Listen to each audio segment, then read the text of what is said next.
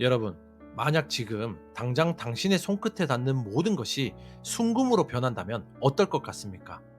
상상만 해도 짜릿한 전율이 흐르지 않습니까? 스마트폰을 만지면 금덩이가 되고 돌멩이를 집으면 보석이 되는 그 능력. 우리는 그것을 미다스의 손이라 부르며 부러워합니다.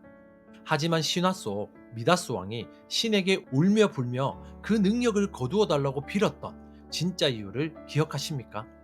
그는 자신이 가장 사랑하는 딸을 안아주는 순간 그녀를 차가운 황금 동상으로 만들어 버렸기 때문입니다.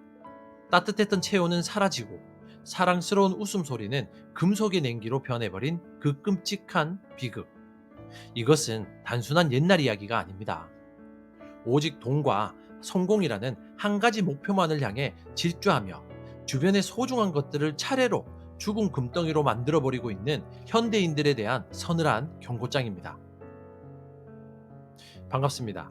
여러분의 꿈속에 들어가 함께 억지로라도 걷게 만드는 꿈을 걷는 자입니다. 진짜 가치들을 계속해서 발굴하고 전해드릴 수 있도록 구독과 좋아요 그리고 여러분의 다짐이 담긴 진솔한 댓글을 부탁드리겠습니다.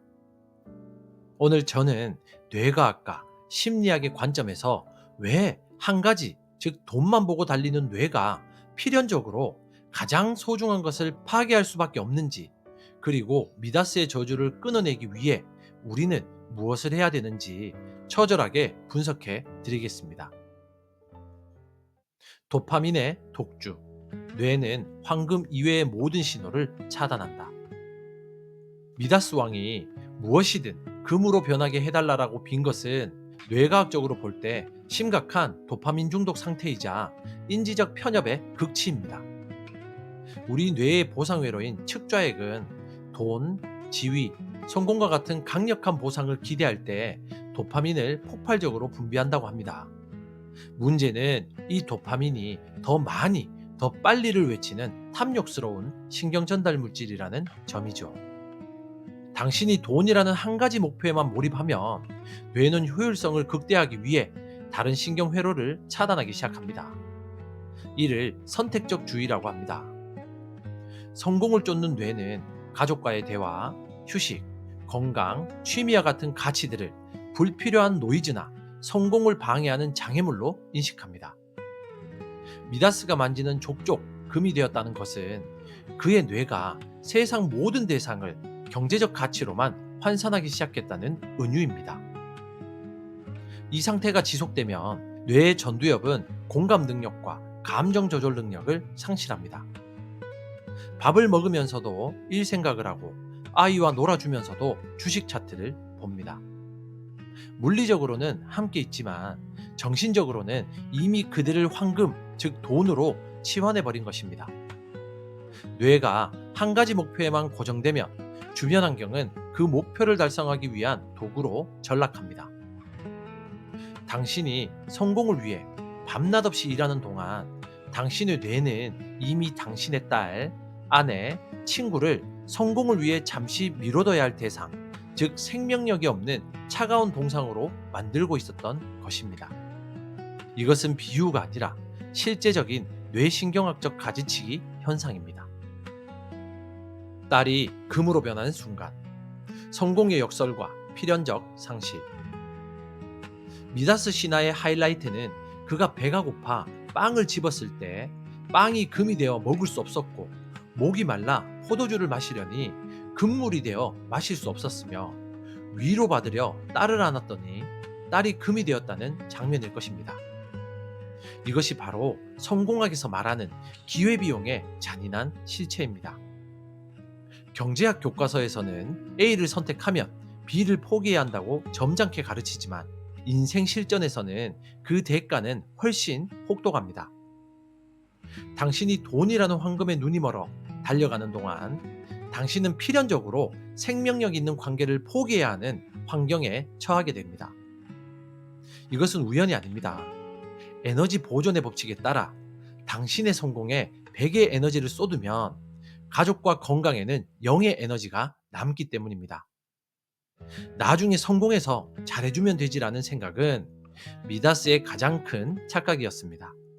딸은 나중까지 기다려주지 않습니다. 생명은 흐르는 시간 속에서만 존재합니다. 당신이 성공이라는 목표를 달성한 그 시점에 당신의 딸은 이미 당신을 기다리다 지쳐서 마음의 문을 닫아버린 황금동상이 되어 있을 것입니다. 더 무서운 것은 수단이 목적을 집어삼키는 현상입니다. 미다스는 행복하게 살기 위해서 황금을 원했습니다. 하지만 황금을 얻는 순간 행복의 대상, 즉 딸이 사라졌습니다. 우리가 돈을 버는 이유는 사랑하는 사람을 지키고 행복하기 위해서입니다. 그러나 돈에 미쳐서 질주하다 보면 어느새 돈이 목적이 되고 사랑하는 사람은 방해물이 됩니다. 딸이 금으로 변해버린 그 끔찍한 침묵은 성공의 정점에서 당신이 마주하게 될 고독의 무게입니다. 4바퀴 중 3바퀴가 빠진 채 엔진만 과열된 자동차처럼 당신은 가장 빠른 속도로 파멸을 향해 돌진하고 있는 셈입니다. 터널 시야의 저주, 얻는 것보다 잃는 것이 더 많은 게임. 심리학자들은 극도의 스트레스나 한 가지 목표에 대한 강박이 시야를 좁게 만드는 터널 시야 현상을 경고합니다. 터널 안으로 들어가면 오직 출구의 빛, 즉 성공만 보이고 터널 밖의 아름다운 풍경, 즉 일상의 행복은 암흑 속에 묻힙니다. 미다스의 손은 바로 이 터널 시야가 손끝으로 전이된 상태입니다. 당신이 한 가지만 보고 달릴 때 환경은 당신에게서 다른 모든 것을 빼앗아갑니다. 이것은 징벌이 아니라 인과율입니다. 건강을 무시하고 일만 하면 몸은 반드시 고장납니다. 가족을 무시하고 돈만 벌면 관계는 반드시 깨집니다. 미다스가 울부짖으며 신에게 빌었던 것은 단순히 딸을 살려달라는 것이 아니라 내가 틀렸음을 인정하는 처절한 회개였습니다. 황금은 차갑고 딱딱하죠. 그것은 우리를 안아줄 수도 위로할 수도 없습니다. 성공한 사업가들이 말년에 가장 후회하는 것이 무엇인지 아십니까? 돈을 더 벌어야 되는데 라고 말하는 사람은 단 한 명도 없습니다. 대부분 가족과 더 많은 시간을 보낼 걸, 건강을 챙길 걸, 친구들에게 연락 좀 할 걸이라고 후회합니다. 그들은 이미 자신의 손으로 너무 많은 것을 황금으로 만들어 버렸기 때문입니다. 그 황금 감옥 안에서 그들은 세상에서 가장 부유한 고아로 늙어갑니다. 한 가지만 보고 달리는 자는 결국 그 한 가지를 제외한 모든 것을 잃게 되며 심지어 그 한 가지조차 누릴 수 없는, 즉 먹을 수도 마실 수도 없는 상태가 된다는 것이 미다스의 저주가 주는 진짜 교훈입니다. 팩톨루스 강의 기적. 씻어낼 용기가 있는가? 신화에서 신 디오니소스는 팩톨루스 강에 가서 몸을 씻으라고 처방을 내립니다. 미다스가 강물에 몸을 담그자 황금을 만드는 능력은 사라지면서 딸은 다시 따뜻한 사람으로 돌아옵니다. 여기서 강물에 씻는다는 행위는 무엇을 의미할까요? 그것은 바로 내려놓음과 우선순위의 재설정입니다. 현대사회에서 팩톨루스 강은 어디 있을까요? 그것은 당신이 지금 쥐고 있는 스마트폰을 내려놓는 결단, 야근을 멈추고 집으로 돌아가는 용기, 주말에는 일 생각을 끄고 가족과 눈을 맞추는 의지 속에 있을 것입니다. 황금손을 씻어낸다는 것은 돈이 전부가 아니다라고 선언하는 것입니다. 이것은 패배가 아닙니다. 잃어버린 인간성을 회복하고 뇌의 균형을 되찾는 유일한 해독제입니다. 하지만 현실은 신화처럼 쉽지 않습니다. 신화에서는 딸이 바로 살아났지만 현실에서는 당신이 망가뜨린 건강과 인간관계는 강물에 씻는다고 금방 돌아오지 않을 수도 있습니다. 이것이 뇌과학이 경고하는 가소성의 역설입니다. 나쁜 습관으로 굳어진 뇌회로는 쉽게 바뀌지 않으며 깨진 신뢰는 붙이기 어렵습니다. 그렇기에 우리는 딸이 완전히 금으로 변하기 전에, 빵이 돌처럼 굳기 전에 지금 당장 멈춰야 합니다. 조금만 더 벌고 이번 프로젝트만 끝내고라는 말은 미다스가 자신의 손을 보며 감탄하던 그 탐욕의 주문과 똑같습니다. 당신의 손이 사랑하는 사람을 금으로 만들기 전에 지금 당장 실천해야 될 3가지 행동 지침을 제안합니다. 첫째, 황금손 해제 시간을 지정하십시오. 하루 중 특정 시간, 예를 들면 저녁 8시 이후나 주말 중 하루는 절대적으로 일과 돈에 관련된 모든 행위와 생각을 중단하십시오. 스마트폰을 끄고 주식 앱을 끄고 오직 사람의 체온을 느끼는데 집중하십시오. 처음에는 불안하고 손이 떨릴 것입니다. 그것이 바로 당신이 중독되었다는 증거입니다. 강물에 손을 씻듯 뇌의 도파민 회로를 강제로 식혀야 합니다. 둘째, 대상화 체크를 하십시오. 당신이 가족이나 직장 동료를 대할 때 그들을 목적으로 대하는지 수단으로 대하는지 냉정하게 점검하십시오. 아이를 볼 때 나중에 내 자랑거리로 될 존재로 보고 있지는 않습니까? 배우자를 내조해주는 사람으로만 보고 있지는 않습니까? 만약 그렇다면 당신은 이미 그들을 금으로 만들고 있는 중입니다. 그들을 살아있는 고유한 감정을 가진 독립체로 인식하고 대화하십시오. 셋째, 상실 시뮬레이션을 수행하십시오. 오늘 밤 잠들기 전에 상상하십시오.